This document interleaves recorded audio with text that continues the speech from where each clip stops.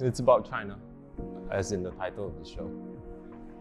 It's about it's a continuation of my Motherland series, I think. This is the third Motherland show I have, I think. It's about sort of my investigation into my heritage, my personal cultural history. It deals with Chinese culture. And this time it's a little bit different because I'm looking outside of myself a little bit more, as in looking at China sort of politically, socially, and try to incorporate those sort of bigger issues into my work. Yeah, so that's what this series is about. I think it's the first time I've broken out of the format of like the square or the rectangle. It's metal. I've used metal before, but this time it's cut to the shape of the source material that I'm referencing. So it's like Chinese porcelain, as you can see behind. So that's something quite new for me. It's metal, but half of the series is in aluminum, and the other half is in metal, mild steel actually. Yeah. So the reason why I use steel is to have rust in the work, or to show rust in the work. I really want to show the process in final work. So by sort of accentuating the quality of the material that I use, that it's not so much of a permanent material, it rusts, it changes with time and all that. So I want to show that to the viewer.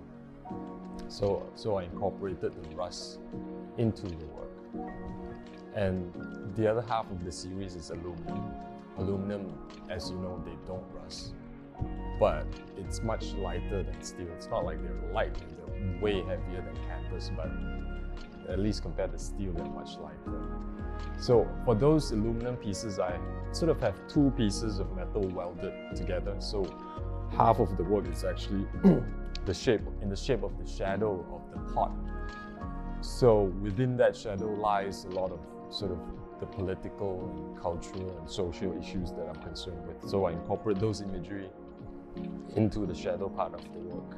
Yeah, so that's pretty much, and the paint that I use is pretty much metal paint, because of the medium that I use, steel. So I use a lot of automotive materials and tools in sort of painting the series of work.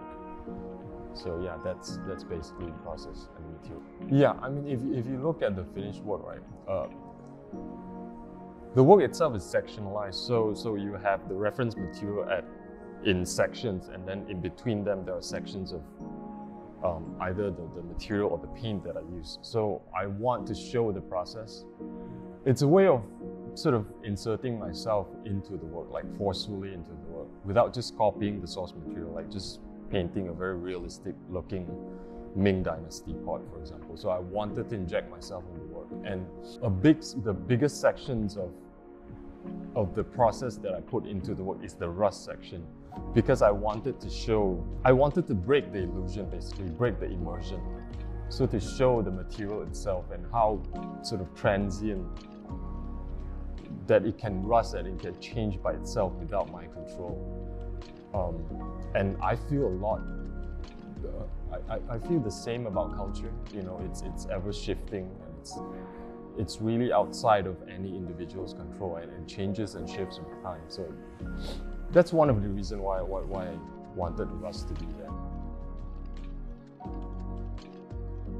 With humor, it's when we talk about humor in works or in art, like music, whatever it is, it's all about the context, really. Depending on the issues, what you find funny, some people find very offensive, or the other way around. So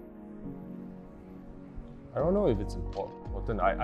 It's good to have. It's an element that when you can deploy in the right context, I think it's more effective than if you just sort of portray or show something very serious in this sort of monotonous and serious tone. If you can inject some degree of levity into works that talks about a very serious issue, you know, it can be very effective. But again, it's very contextual, depending on the issues and the work. You know. Yeah, sure. Humor, like I said, it's very contextual, and it's more fun as the maker of the work if it's a humorous piece, I think. So yeah, whether it's important or not, I think it's up to the interpretation of the viewer. You know, if they don't get your humor, they can still get the message, I think. You know, so was there any doubt? It's all about doubt. The whole series is about doubt. The uncertainty of it, it's really, I think, the main thing that I don't aim to express doubt. It's just something that is natural when you sort of investigate something as complex as sort of the idea of China or the country. That's why the shadow pieces kept darkening throughout the process of making it. The more research I do, the less certain I am about the issues that I'm tackling. I mean, at some point, information from both sides just seem more and more propaganda. Start researching not just the information itself, but the authors of the information. It just keeps the level of complexity. It's just layers on top of layers. So yeah, I think doubt is a byproduct of my research, or maybe my mode of research is not very effective. I don't know which is it, but for me personally, yeah, doubt is. I think like when I see my work, it's really apparent, and it's one of the more obvious element that I see when it comes to something as complex as China. I don't want to dictate how the work is being viewed. I mean, it's futile anyway if you want to have any sort of control in interpreting. I'm not interested in that. It's not about that. In some ways, I think the motivation itself is very selfish. Like I don't think about anyone else other than my desires and what I want to have out of the whole experience of making the work. It's for me. That's the motivation. And once the work leaves the studio, you know, I have no interest in controlling the narrative at all. I mean, it's open to interpretation. I might be interested in, you know, how people view it, but I'm not interested in controlling how they're being viewed. No, it's not my concern at all. It's not like I don't care. It's like if you're interested, if you feel strongly about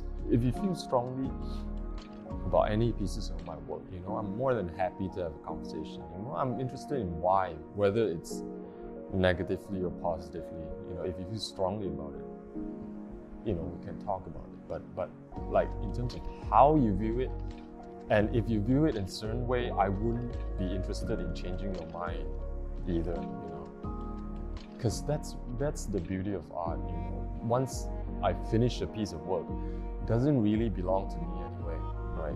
You know, I mean, physically, if somebody buys it, they put it in their home. I don't own the physical object, but conceptually, once I'm done with a piece of work, it belongs to everybody has the same degree of right in terms of how they want to claim the meaning of the work. You know, I can't control it, nor do I have any interest in controlling it. Yeah. Right, thank you. Yep, back to work. I need a paint.